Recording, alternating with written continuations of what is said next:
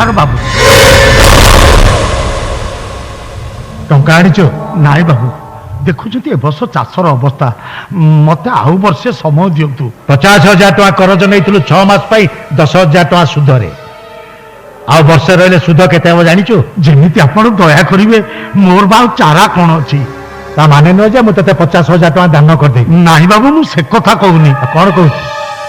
मु जानिछि तू स्वा टंका दे केबे टंका सुझी परिबो बाबू तोड़ गोटे प्रस्ताव देव रखिबो को प्रस्ताव कथा कहउछति बाबू तो झियो रूपा को मोर चाकरानी को रखिदे तारी मासुक मास दरमारे तो करज टंका सुझी जीवो नाई बाबू नाई जो झियो को बाघर करैबा पई मु टंका करज करितिली आज टंका सुझिबा पई सेई झियो को चाकरानी करैबी नाई बाबू नाई मु एते बड़ अविवेकी काम करि परिबिनी विधवा झियो को बेकर बांधि आउ के दिन बची हुए भाबुची रूपार बाघर मु आउ थरे करैबी के बाव का संगे बा दू हां आ खाद्य बासी गले जेंति को दियाई जाए झियोटी बाघर पर विधवा आईगला पर ता अवस्था ठीक से आवे से कथा जानछु ना नहीं हेले बाबू मोर रूपा तो और दे तो रूपा तो तो आउ गोटे प्रस्ताव दूची तो मन को पाउछि नहीं कहू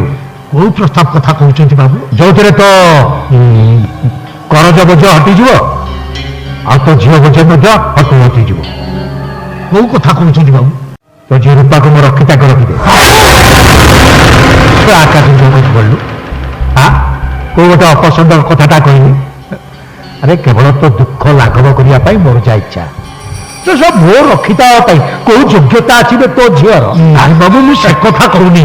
जिते जाले भी आपन को बयस सला सब बयसटा तो देखागला आ तू जो करज टकाटा देचु सहीटा देखा जाऊ मैं मो बयस को नहीं तो झील कौन चाकरी खाइब से मो रखिता से मो पत्नी हेनी जे कोड़े मु गंदा गंदा छुआ बंदी नाई बाबू नाई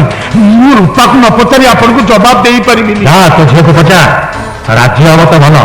ताने मासे समय दिन यार भीतर तुम करज टका सुझिबु ता नले स्वास्थ्य घर बाड़ी निलाम करी ए कार विदा करते बाबू पळाई